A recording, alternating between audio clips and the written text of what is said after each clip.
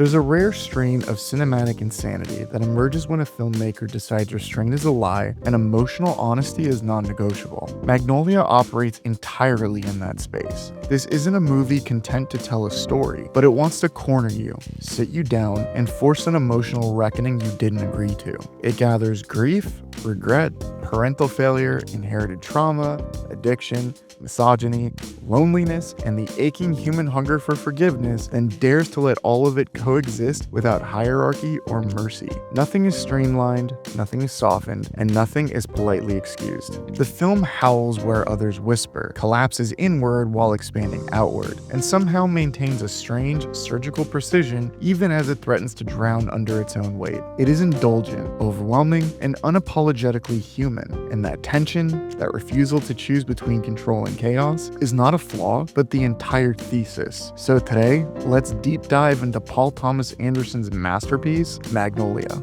I'll tell you everything, and you tell me everything, and maybe we can get through all the piss and shit and lies that kill other people. Watching it now, especially after something like One Battle After Another, makes Paul Thomas Anderson's obsessions feel clearer than ever. While One Battle After Another is restrained, two people locked in a quiet emotional stalemate, saying everything and nothing at the same time. Magnolia is that same fight exploded outward, multiplied across his city, generations, genders, and social classes. One is Anderson whispering, and the other is him screaming before he learned how to whisper, even though there is plenty of screaming by Leo and crew as well. God damn it! Viva la revolution! Both are about the same core idea, people stuck in cycles of pain they didn't fully choose, desperately trying to figure out whether they're allowed to stop paying for them. What's astonishing about Magnolia is how deliberately constructed its chaos actually is. Anderson famously wrote the script while listening obsessively to Aimee Mann. She is a singer-songwriter known for emotionally precise, literate songs about loneliness, regret, and quiet self-destruction, which is the exact emotional frequency Magnolia operates on. He essentially built the movie around it, writing scenes while listening to her songs on repeat and allowing their themes to shape character and structure. Her track, Save Me, written specifically for the film, funny enough, became Magnolia's emotional thesis statement and earned an Academy Award nomination for Best Original Song, even though it famously lost. More than a contributor, Mann functions as the film's unseen narrator, articulating the feelings the characters are too damaged, scared, or emotionally illiterate to say out loud, to the point where her songs don't just underscore the movie, but are the movie's emotional conscience. We have to talk about this cast. This ensemble cast is stacked. Every performance feels calibrated to hit a different facet of the same emotional wound. Tom Cruise's Frank T.J. Mackey is masculinity as performance art, a misogynistic, self-help grift powered by rage and abandonment. Long gone is the Jerry Maguire that we are all used to. He doesn't just play against type here, but dismantles his entire movie star persona in real time. Mackey is a character built entirely out of defense mechanisms, including slick suits, aggressive slogans, and performative cruelty towards women. Respect the cock. And tame the cunt. All designed to ensure no one ever gets close enough to see the scared, abandoned child underneath. The brilliance of the performance is that Cruise lets you feel how exhausting that armor is. When he finally cracks, it doesn't lead to redemption. It leads to his collapse. Now, Cruise won the Golden Globe for this performance, and it felt right, inevitable even. We will get into that later, but he unfortunately lost at the Academy Awards for this role. Let's not just gloss over that though. Cruise is doing something genuinely dangerous here. He isn't just given pristine acting, but showing exposure. It's one of those rare moments where a megastar uses his cultural power to interrogate the very mythology that made him famous. In regards to the Oscars, calling that loss anything other than a travesty truly feels dishonest. But like we said, we'll get to that later. What am I doing? Yeah. I'm quietly judging you.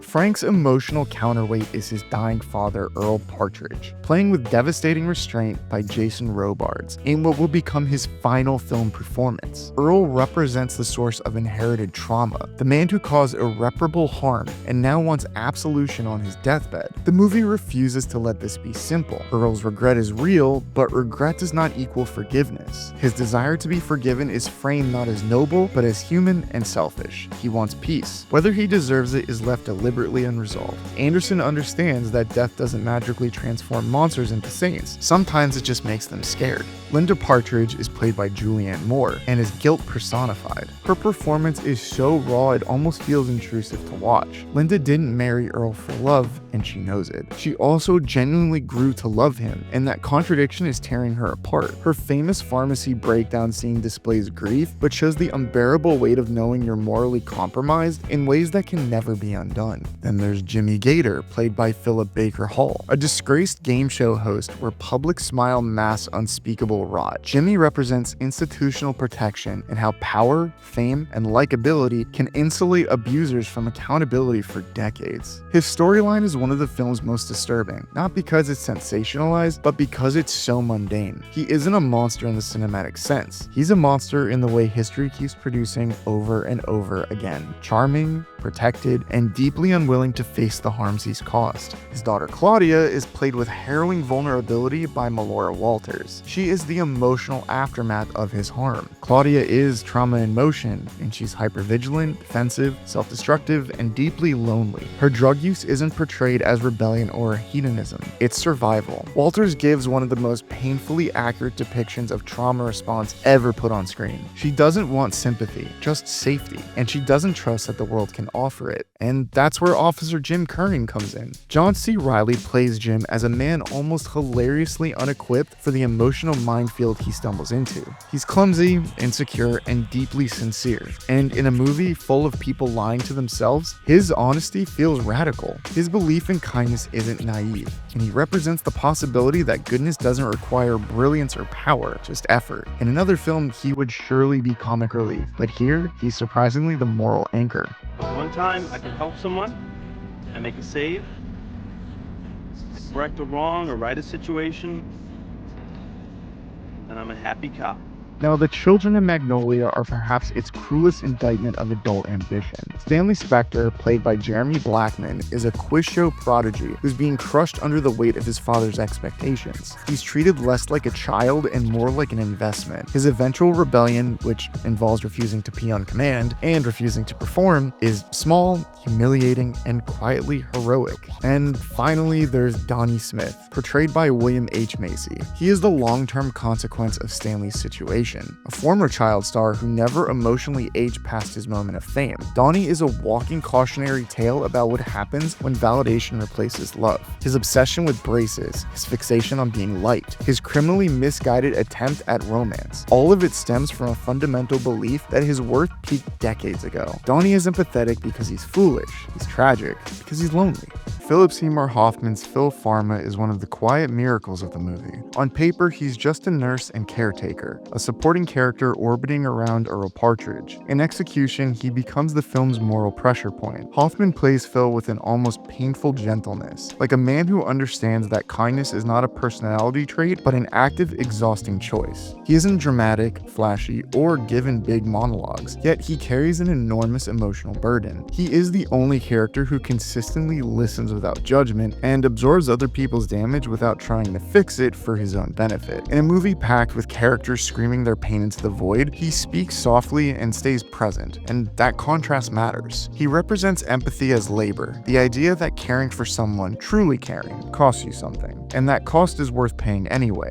What makes him so essential to this movie is that he functions as the emotional connective tissue. He's the bridge between past sins and present accountability, particularly when he reaches out to Frank. Phil isn't trying to redeem Earl or force reconciliation. He simply believes that truth, even when it arrives too late, is still necessary. Hoffman plays those scenes without sentimentality. No saintlessness, no martyrdom. Just a man doing what he believes is right because not doing it would have been worse. In a story obsessed with forgiveness, he embodies the idea that forgiveness doesn't start with grand gestures or dramatic confrontations. It starts with someone making a phone call they don't want to make, telling the truth they're afraid to say, and staying in the room while someone else falls apart. Phil Pharma is the movie's quiet conscience, and his performance turns compassion into something radical, fragile, and deeply human. Behind the scenes, Magnolia was as emotionally volatile as the film itself, and that volatility is baked into every frame. Paul Thomas Anderson has said repeatedly that that he wrote the screenplay in a kind of obsessive fugue state, listening to Aimee Mann on loop and letting the stories bleed into one another almost unconsciously. What's crucial to understand is that this was not a carefully pre-engineered puzzle box. It was a filmmaker deliberately letting the movie grow beyond his control. Anderson originally wanted to make something smaller after Boogie Nights, but his script kept expanding, his characters demanding more space, more backstory, and more emotional oxygen. The production reflected that mindset. Scenes were rewritten late, performances were encouraged to run hot rather than restrained, and Anderson pushed his actors to live inside their characters' emotional damage instead of playing neat arcs. This is why Magnolia feels less like a traditional ensemble drama and more like a citywide nervous breakdown captured in real time. Even the infamous scene of raining frogs was never meant to be ironic or cute. It was always there. It was conceptualized early as a kind of biblical full stop,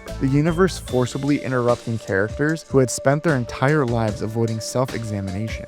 Now, jumping back to the awards circuit, the response to Magnolia mirrored the industry's discomfort with that level of emotional excess. Critics largely embraced the film's ambition, but award bodies treated it cautiously, almost nervously, as if acknowledging it too fully might validate its refusal to behave.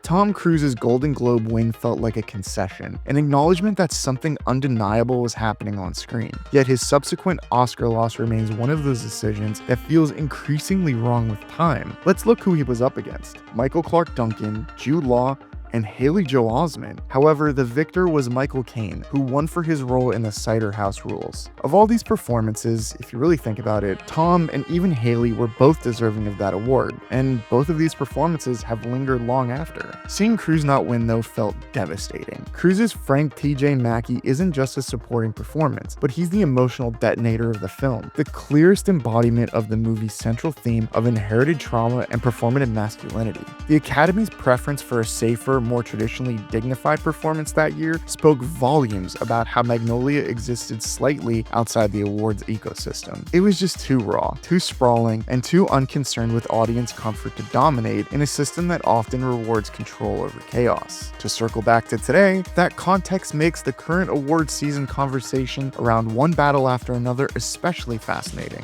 Where Magnolia was met with reverence mixed with hesitation, One Battle After Another is being positioned right now as a genuine Best Picture frontrunner, embraced by critics as both formally precise and emotionally devastating. It's the inverse scenario, a leaner, quieter film built around similar thematic obsessions, cycles of damage, emotional stasis, and the quiet violence of unresolved conflict, which is now being celebrated as mature, focused, and essential. The irony here is that One Battle After Another feels like the film Anderson needed decades to grow into, while Magnolia is that film he could only make when he didn't know how to restrain himself. The fact that one struggled in awards season while the other is now being crowned says less about quality and more about how the industry's tolerance for emotional extremity has shifted. Ultimately, this contrast only strengthens Magnolia's legacy. It was ahead of its time in its willingness to let emotional messiness remain unresolved, to let characters break without guaranteeing repair, to let coincidence and catastrophe coexist with sincerity. If One Battle After Another is being celebrated now as a Best Picture frontrunner for its clarity and restraint, Magnolia stands as the necessary earlier chapter, the moment Anderson proved he was willing to risk everything, including awards validation,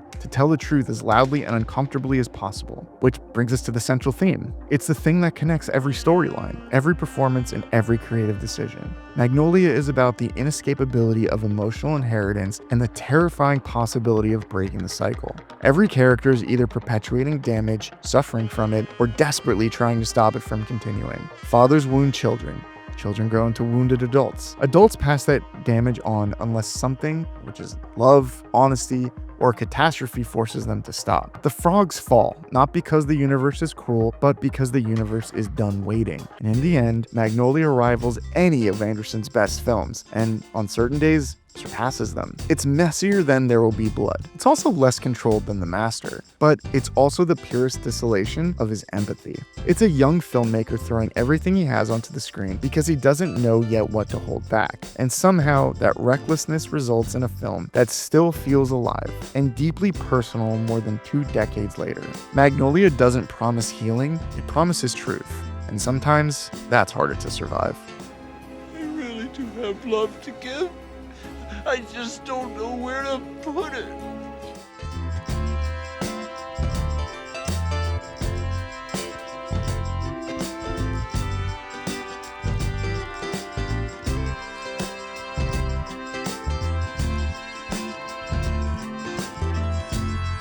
Thank you for clicking on our video, everybody. If you like what you saw here, please make sure you like the video and subscribe and share with your friends who like this sort of content. JoBlo was created by movie fans for movie fans, and we appreciate your support.